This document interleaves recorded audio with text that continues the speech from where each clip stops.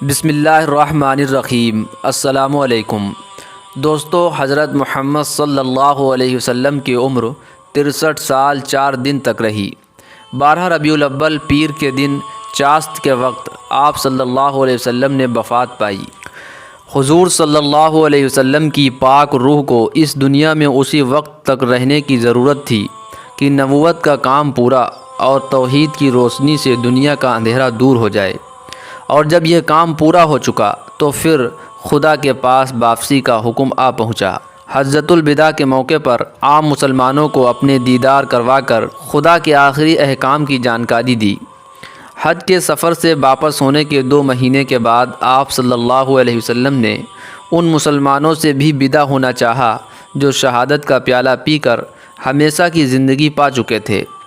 چنانچہ احد جا کر آپ صلی اللہ علیہ وسلم نے شہیدوں کے لیے دعا فرمائی۔ طبیعت کچھ خراب ہوئی۔ یہ بدھ کا دن اور ام المومنین حضرت میمونہ رضی اللہ عنہا کی باری کا دن تھا۔ 5 دن تک اسی بیماری کی حالت میں باری باری ایک ایک بیوی کے حجرے میں تشریف لے جاتے۔ سوموار کے دن بیماری زیادہ بڑھی تو بیویوں سے اجازت لی کہ حضرت عائشہ رضی اللہ عنہا کے گھر ٹھہریں۔ کمزوری اتنی تھی کہ بے سہارا چل نہیں سکتے تھے۔ حضرت عباس رضی اللہ عنہ، حضرت علی رضی اللہ عنہ دونوں بازو پکڑ کر حضرت عائشہ رضی اللہ عنہا کے حجرے میں لائے۔ جب تک آنے جانے کی طاقت رہی مسجد میں نماز پڑھانے کو تشریف لاتے رہے۔ سب سے آخری نماز آپ صلی اللہ علیہ وسلم نے مغرب کی پڑھائی۔ چنانچہ کئی دن تک حضرت ابوبکر رضی اللہ عنہ نے نماز پڑھائی۔ انتقال کے 4 دن پہلے طبیعت میں کچھ سکون ہوا۔ ظہر کے وقت پانی کی 7 مشکوں سے غسل فرما کر حضرت عباس رضی اللہ عنہ اور حضرت علی مرتضیٰ رضی اللہ عنہ کے سہارے سے آپ صلی اللہ علیہ وسلم مسجد میں تشریف لائے۔ جماعت کھڑی تھی۔ حضرت ابوبکر رضی اللہ عنہ نماز پڑھا رہے تھے۔ آہٹ پا کر انہوں نے پیچھے ہٹنا چاہا، مگر آپ صلی اللہ علیہ وسلم نے روک دیا اور ان کے پہلو میں آ کر بیٹھ گئے۔ نماز کے بعد ایک چھوٹا خطبہ دیا جس میں فرمایا کہ خدا نے اپنے ایک بندے کو اختیار دیا ہے کہ چاہے وہ دنیا کی نعمتوں کو قبول کرے یا خدا کے پاس جو کچھ ہے اس کو قبول کرے، لیکن اس نے خدا ہی کے پاس کی چیزیں قبول کیں۔ یہ سن کر حضرت ابوبکر رضی اللہ عنہ رو پڑے، کیونکہ وہ سمجھ چکے تھے کہ یہ بندہ خود محمد صلی اللہ علیہ وسلم ہے۔ آپ صلی اللہ علیہ وسلم نے فرمایا، اے پیغمبر خدا کی بیٹی فاطمہ اور اے خدا کے پیغمبر کی پھوپھی صفیہ، خدا کے یہاں کے لیے کچھ کر لو، میں تمہیں خدا سے نہیں بچا سکتا۔ خطبہ دے چکنے کے بعد حضرت عائشہ رضی اللہ عنہا کے حجرے میں تشریف لائے۔ ٹھیک بے چینی کی حالت میں جب کبھی چادر منہ پر ڈال لیتے اور کبھی گرمی سے گھبرا کر الٹ دیتے۔ اسی حالت میں یاد آیا کہ حضرت عائشہ رضی اللہ عنہا کے پاس کچھ اشرفیاں رکھی تھیں۔ پوچھا کہ عائشہ، وہ اشرفیاں کہاں ہیں؟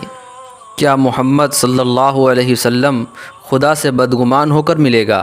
جاؤ ان کو خدا کے راستے میں خیرات کر دو۔ مرض میں زیادتی اور کمی ہوتی رہتی تھی۔ جس دن انتقال ہوا یعنی پیر کے دن ظاہری طور پر طبیعت ہلکی تھی۔ مبارک حجرہ مسجد سے ملا ہوا تھا۔ آپ صلی اللہ علیہ وسلم نے صبح کے وقت پردہ اٹھا کر دیکھا تو لوگ فجر کی نماز میں لگے ہوئے تھے۔ یہ دیکھ کر مسکرا دیے کہ خدا کی زمین میں آخر وہ گروہ پیدا ہو گیا جو اللہ کے رسول صلی اللہ علیہ وسلم کی تعلیم کا نمونہ بن کر خدا کی یاد میں لگا ہے۔ لوگوں نے آہٹ پا کر خیال کیا کہ آپ باہر آنا چاہتے ہیں۔ خوشی سے لوگ بے قابو ہو چلے اور قریب تھا کہ نمازیں ٹوٹ جائیں۔ حضرت ابوبکر رضی اللہ عنہ نے جو امام تھے چاہا کہ پیچھے ہٹ جائیں، لیکن آپ صلی اللہ علیہ وسلم نے اشارے سے روکا اور حجرے کے اندر ہو کر پردہ چھوڑ دیا۔ کمزوری اتنی تھی کہ آپ صلی اللہ علیہ وسلم پردہ بھی اچھی طرح نہ چھوڑ سکے۔ یہ سب سے آخری موقع تھا جس میں عام مسلمانوں نے حضور صلی اللہ علیہ وسلم کو آپ صلی اللہ علیہ وسلم کی زندگی میں دیکھا تھا۔ دن جیسے جیسے چڑھتا جاتا تھا آپ صلی اللہ علیہ وسلم پر بار بار غشی ہو رہی تھی۔ حضرت فاطمہ زہرا رضی اللہ عنہ یہ دیکھ کر بولی، ہائے میرے باپ کی بے چینی۔ آپ صلی اللہ علیہ وسلم نے سنا تو فرمایا، تمہارا باپ آج کے بعد پھر بے چین نہ ہوگا۔ تیسرا پہر تھا، سینے میں سانس کی گھڑگھڑاہٹ محسوس کی۔ اتنے میں مبارک ہونٹ ہلے تو لوگوں نے آپ صلی اللہ علیہ وسلم کو یہ کہتے ہوئے سنا، نماز اور غلاموں سے نیک برتاؤ۔ اتنے میں ہاتھ اٹھا کر انگلی سے اشارہ کیا اور 3 بار فرمایا، اب اور کوئی نہیں، وہی سب سے بڑھ کر ساتھی خدا چاہیے۔ یہی کہتے کہتے ہاتھ لٹک آئے، آنکھیں اوپر ٹنگ گئیں اور پاک روح عالم قدس میں پہنچ گئی۔ مدینہ کی گلیوں میں جان نچھاور کرنے والوں کی رونے کی آوازیں آنے لگیں۔ ان کی آنکھوں میں دنیا اندھیری ہو گئی۔ مسجد نبی میں کوہرام مچ گیا۔ عمر رضی اللہ عنہ نے تلوار نکال لی کہ جو یہ کہے گا کہ محمد صلی اللہ علیہ وسلم نے انتقال کیا، اس کا سر اڑا دوں گا۔ حضرت ابو بکر رضی اللہ عنہ نے حضرت عمر رضی اللہ عنہ کی حالت کو دیکھا تو سمجھ گئے کہ آج کا دھندلا پن کل کی کتنی بڑی گمراہی کی وجہ ہو سکتی ہے۔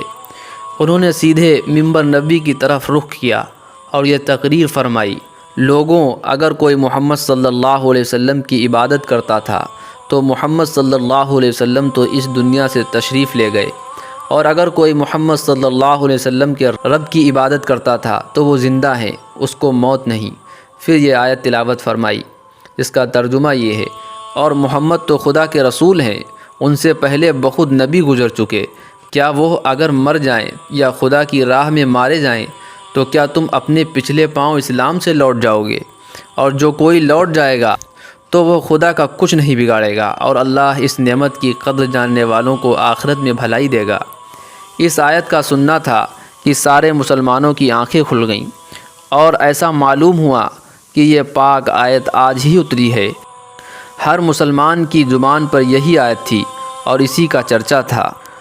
حضرت محمد صلی اللہ علیہ وسلم کے کفن دفن کا کام منگل کو شروع ہوا، اور آپ صلی اللہ علیہ وسلم کے خاص ناطے داروں نے اس کام کو پورا کیا۔ حضرت فضل بن عباس رضی اللہ عنہ، حضرت علی رضی اللہ عنہ اور حضور صلی اللہ علیہ وسلم کے آزاد کیے ہوئے غلام حضرت زید رضی اللہ عنہ کے بیٹے حضرت اسامہ رضی اللہ عنہ نے آپ صلی اللہ علیہ وسلم کو نہلایا۔ حضرت عباس رضی اللہ عنہ بھی موجود تھے۔ حضرت عائشہ رضی اللہ عنہ کے پاس جس حجرے میں آپ صلی اللہ علیہ وسلم نے انتقال فرمایا تھا، وہیں آپ کو دفن کیا گیا، اور اس لیے یہ حجرہ آج کے دن تک نبی صلی اللہ علیہ وسلم کے روضے کے نام سے جانا جاتا ہے۔ دوستو، یہ تھا آپ صلی اللہ علیہ وسلم کا آخری سفر۔ دوستو، اس دنیا سے ہر ایک کو جانا ہے، چاہے وہ ولی ہو یا نبی ہو یا جاہل ہو یا عالم ہو، ہر ایک کو اس دنیا کو چھوڑنا ہے۔ اس لیے میرے عزیز دوستوں، ہم سب آخرت کی تیاری کریں اور نیک اعمال کرتے رہیں۔ اللہ ہم سب کو عمل کی توفیق عطا فرمائے۔ دوستو، ویڈیو اچھا لگا ہے تو لائک اور شیئر ضرور کر دیں۔ اسی طرح کے اسلامک ویڈیوز کے لیے ہمارے چینل فرمان وائس کو ضرور سبسکرائب کر لیں۔ السلام علیکم ورحمۃ اللہ وبرکاتہ۔